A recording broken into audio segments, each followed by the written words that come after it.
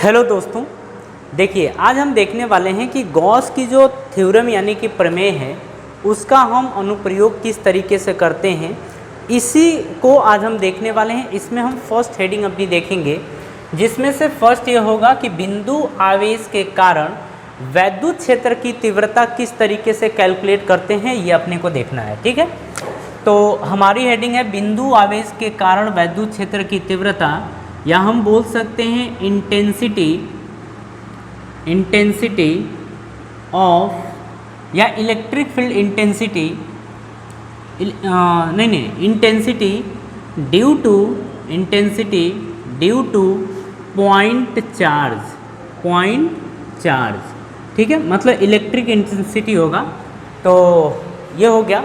अब देखिए इसमें होता क्या है, सबसे पहले दो बातें आप लिखिए। मतलब हम मेथड की बात करते हैं, तरीक़ों की बात करते हैं, तो इस तरीके से मतलब कहने का मतलब है कि गॉस का नियम किस तरीके से उपयोग करते हैं, इसका तरीका क्या है। देखिए सबसे पहली बात यह है कि हम गॉसियन पृष्ठ, मतलब हम कहते हैं कि एक हम यहाँ पर सबसे पहले हम एक गॉसियन पृष्ठ का निर्माण करेंगे या बनाएंगे। तो हम कहते हैं कि सबसे पहले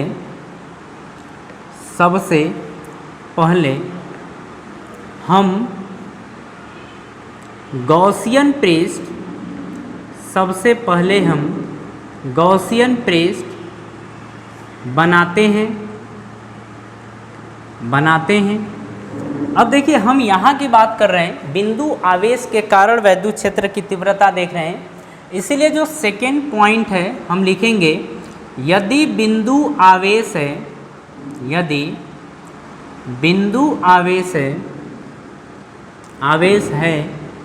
तो आर त्रिज्या का गॉसियन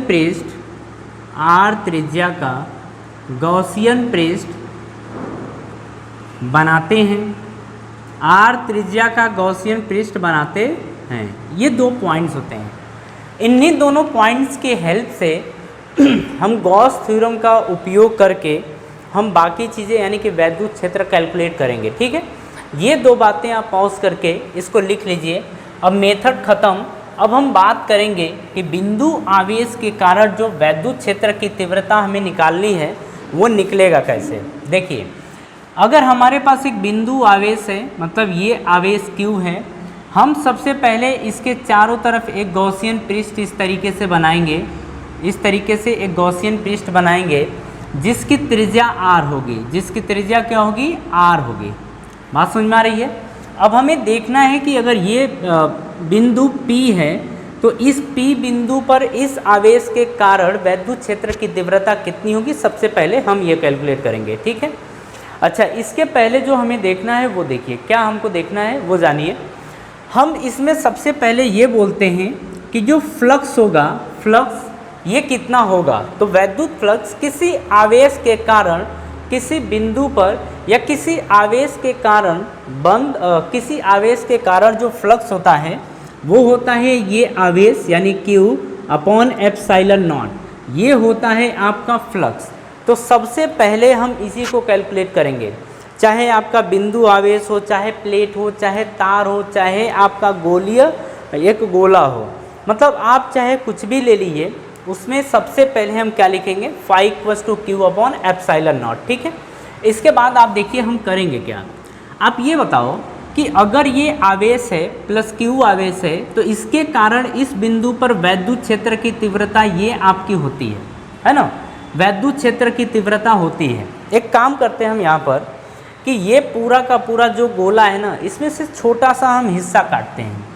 इस छोटे से हिस्से का अगर क्षेत्रफल सदिश देखा जाए तो क्या होगा, तो देखिए जैसे ये गोला है ना, तो गोले का ये वाला हिस्सा आप ले लीजिए, मतलब एक छोटा सा, सपोज कर लीजिए कि इतना बहुत एक छोटा सा हिस्सा आप ले लीजिए। अगर इस हिस्से की बात करें तो इस हिस्से के लिए क्षेत्रफल सदिश की दिशा किधर होगी, बाहर की तरफ। किधर होगी, बाहर की तरफ होगी। जब ऐसे करेंगे तो इधर से ये बाहर की तरफ, लेकिन क्षेत्रफल छोटा सा है तो हम इसे लिखेंगे DA। बात समझ में आ रही है, DA लिखेंगे। अब आप ये देखो कि अगर क्षेत्रफल छोटा है तो छोटे क्षेत्रफल से पास होने वाला फ्लक्स भी तो थोड़ा सा होगा ना। तो हम कहेंगे कि यहाँ से जो फ्लक्स पास होगा वो डी फाई होगा। डी फाई का मतलब थोड़ा सा फ्लक्स, और वो किसके बराबर होगा, डी फाई के बराबर होगा। बात समझ में आ रही है। चलिए अब यहाँ पर हम देखते हैं यहाँ पर कि गॉस थ्योरम के हिसाब से अच्छा अब हम फ्लक्स कैलकुलेट करते हैं इसके लिए, ठीक है।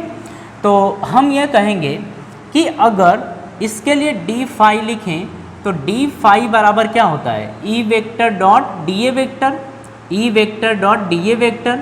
अगर ये देखा जाए कि वैद्युत क्षेत्र की दिशा ये है, क्षेत्रफल सदिश की दिशा ये है, दोनों के बीच का अगर एंगल देखा जाए थीटा, तो ये कितना होगा 0 डिग्री। और आपको पता है कि जब हम डॉट हटाते हैं तो क्या आता है, ई डी ए कॉस थीटा आपका ये आता है ना, ये आता है। अब यहाँ पर आपको पता है कि कॉस 0 डिग्री की वैल्यू होती है 1। बेटा आप यहाँ पर पुट करिए तो आप लिखेंगे d phi is equals to E d A, और आप लिखेंगे कॉस 0 डिग्री, कॉस 0 की वैल्यू 1, तो लिखेंगे d phi is equals to E d A. बस आपका ये होगा। बात समझ में आ रही है। देखिए बात ये है कि छोटे से हिस्से से या छोटे से क्षेत्रफल के कारण जो फ्लक्स मिलने वाला है वो d phi is equals to E d A के बराबर मिलने वाला है ना। तो अब एक काम करते हैं, यहाँ पर हम कह देते हैं कि हमको तो थोड़े से हिस्से का चाहिए नहीं, हमें इस पूरे गोले से पास होने वाला फ्लक्स चाहिए। तो हम यहाँ पर कहेंगे कि इसको समाकलन कर देते हैं, मतलब इसका समाकलन। अगर इस छोटे से क्षेत्रफल को जोड़ा जाए समाकलन के माध्यम से तो हम एक बड़ा सा क्षेत्रफल बना सकते हैं। जब बड़ा क्षेत्रफल बनाने की बारी आती है तो हम हमेशा इंटीग्रेशन यानी कि समाकलन करते हैं। तो हम कहेंगे कि समाकलन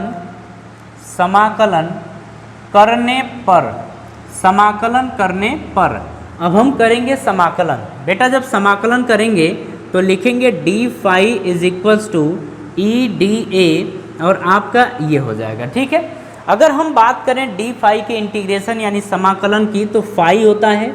वैद्युत क्षेत्र की बात करें तो इस बिंदु के कारण इस आवेश के कारण इस बिंदु पर वैद्युत क्षेत्र की तीव्रता फिक्स रहेगी, और फिक्स यानी कि कांस्टेंट, ये एक नियत है। यहाँ पर आप कहेंगे कि ई क्या है, एक नियत यानी कि कांस्टेंट है। ये क्या है, कांस्टेंट। और हम आपको बता रहे हैं कि जब भी कांस्टेंट होता है तो समाकलन में वो बाहर आ जाता है, मतलब ये आ गया बाहर, अंदर बचा डी ए। अब हम अगर डी ए का इंटीग्रेशन जो होगा वो होगा ए के बराबर, ये आ गया, ठीक है।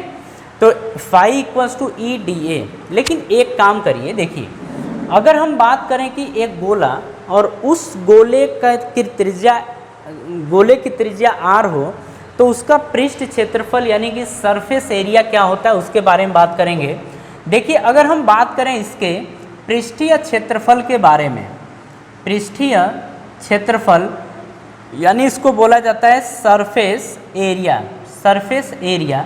अगर हम इसकी बात करें तो ये आपका होता है 4 पाई आर का स्क्वायर। सरफेस एरिया यानी कि पृष्ठीय क्षेत्रफल जो होता है वो होता है 4 पाई आर का स्क्वायर, ये होता है। आप यहाँ पर पुट करिए, लिखेंगे ई इंटू एरिया की जगह 4 पाई आर का स्क्वायर, ये लिखेंगे। अब ये इसको मान लीजिए सेकेंड इक्वेशन। इसके बाद ज़रा आप इसको ना एक बार वीडियो पॉज करके कॉपी करिए तो हम ज़रा आगे की कहानी बताते हैं, ठीक है। अब हम इसको हटा देते हैं, इसकी नीड अब ख़त्म हो गई है, इन सब की ऊपर वालों की नीड ख़त्म हो गई है। अब यहाँ पर आप समझिएगा, देखिए हम इसको भी हटा देते हैं, और अब हम कहेंगे कि पहले समीकरण में, जैसे पहले समीकरण में दूसरे समीकरण को रखने पर, यानी कि फाई, ये भी फाई के बराबर है, ये भी फाई है, तो फाई इक्वल्स टू ये है ना, तो इसको क्या करिए आप फर्स्ट इक्वेशन में पुट कर दीजिए। तो आप ऐसा लिख सकते हैं इसको कि प्रथम समीकरण में रखने पर, या आप बोल सकते हैं कि पुट इन फर्स्ट इक्वेशन। जब इसको आप इसमें पुट करेंगे तो ये आपका बनेगा E इंटू 4 पाई आर का square is equals to, phi की जगह आप रखेंगे Q अपॉन एप्साइलन नॉट, आप ये पुट करेंगे, इसको हटाते हैं। अब यहाँ पर आपको वैद्युत क्षेत्र चाहिए तो E, ये गुणा में इधर जाएगा तो भाग में होगा, आप लिखेंगे Q अपॉन 4 पाई R का स्क्वायर, और ये है आपका एप्सिलॉन नॉट। जरा इसको सही से लिखिए, तो जब इसको सही से लिखेंगे तो आप लिख सकते हैं 1 अपॉन 4 पाई एप्सिलॉन नॉट। 4 पाई और एप्सिलॉन नॉट को एक साथ कर देते हैं into Q upon R square, तो Q अपॉन R स्क्वायर। लेकिन आपको एक बात पता है यहाँ पर कि 1 अपॉन 4 पाई एप्सिलॉन नॉट की वैल्यू होती है K के बराबर। तो हम क्या कर सकते हैं, यहाँ पर लिखेंगे E इज इक्वल्स टू, इसकी जगह पर आप K पुट कर दीजिए तो लिखेंगे KQ बटे में R का स्क्वायर। यहाँ पर हम देख रहे हैं कि जो वैद्युत क्षेत्र की तीव्रता आ रही है एक पॉइंट P पर किसी बिंदु आवेश के कारण, वो KQ बटे में R स्क्वायर के बराबर आ रही है। कहानी समझ में आ रही है? देखिए इसमें बिल्कुल टफ नहीं है, इसके पहले भी हम इस फॉर्मूले को देख चुके थे कि अगर यहाँ पर कोई बिंदु आवेश है और यहाँ से R दूरी पर किसी परीक्षण आवेश को अगर रखा जाए तो इस परीक्षण आवेश पर कितना वैद्युत क्षेत्र लगेगा या कितना वैद्युत क्षेत्र इसको मिलेगा, या इस बिंदु पर कितना वैद्युत क्षेत्र होगा। अगर इसकी बात करें तो हम देखे थे कि E is equals to KQ बटे में R स्क्वायर होता है। ये फॉर्मूला था, सेम है जो आप ये देख रहे हो ना, ये भी, मतलब ये दोनों सेम है, इसमें बहुत ज़्यादा डिफरेंस नहीं है। मेरी बात समझ में आ रही? बहुत ज़्यादा क्या डिफरेंस ही नहीं है ना, यहाँ पर जो ये है वो भी ये है। बात मेरी समझ में आ गई है? चलिए मैं आपको एक चीज़ बताता हूँ, यहाँ पर आपने सब कुछ देख लिया है, ज़रा हम इसका ग्राफ देख लेते हैं। इसका क्या देख लेते हैं? ग्राफ। अब देखिए, अगर हम आपसे ये बोलें यहाँ पर कि जैसे ग्राफ हम बना रहे हैं, या ऐसे लिखें कि वैद्युत क्षेत्र व R के बीच का ग्राफ, अगर इन दोनों के बीच का हम ग्राफ बनाएं तो ग्राफ क्या बनेगा, ज़रा हम उसकी बात कर लेते हैं। तो देखिए यहाँ पर आप ये लिखेंगे, ऐसे बनाएंगे, ये आपकी दूरी है, ये आपका वैद्युत क्षेत्र ये रहा। अगर E, और कुल मिला के आप देखिए, हम देखे थे कि E is equals to KQ बटे में R स्क्वायर है। ये दोनों आपका ना फिक्स होता है, यानी कि कांस्टेंट, मतलब KQ की वैल्यू क्या होगी? नियत। अगर नियत यानी कि कांस्टेंट हो गई तो आप बोलेंगे कि जो E होगा ना वो इन्वर्सली प्रोपोर्शनल होगा R स्क्वायर के, या E डायरेक्टली प्रोपोर्शनल यानी कि समानुपाती है 1 बटे R स्क्वायर के। बात समझ में आ रही है? अब हम इन दोनों में अगर ग्राफ देखें तो ग्राफ आपका कुछ इस तरीके से बनता है। आप ना बस इसे ध्यान रखिएगा, ये जो ग्राफ है वो E directly proportional to 1 by R square इसका ग्राफ है। इसमें आप बिल्कुल कंफ्यूज मत होइएगा, आपके पास आप बस इतना ध्यान दीजिएगा कि अगर ऐसा समीकरण दिया है तो R और वैद्युत क्षेत्र में जो ग्राफ बनेगा, इनके बीच का ग्राफ बनेगा, वो कुछ इस तरीके का बनेगा। कहानी समझ में आ रही है? देखिए ये हमारा डेरिवेशन था, बहुत टफ डेरिवेशन नहीं है, इजी है। ये समझिए कि पहली शुरुआत है। अगर आपको कहीं पर दिक्कत होती है तो आप इसे ना फिर से रिवाइज कर लीजिए, रिवाइज करके फिर एक बार देखिए। जब ऐसा करेंगे तो सब सही हो जाएगा। ठीक है, तो चलिए हम आज की सभा यहीं समाप्त करते हैं और मिलते हैं आपसे नेक्स्ट वीडियो में। तो आप सभी लोगों को धन्यवाद।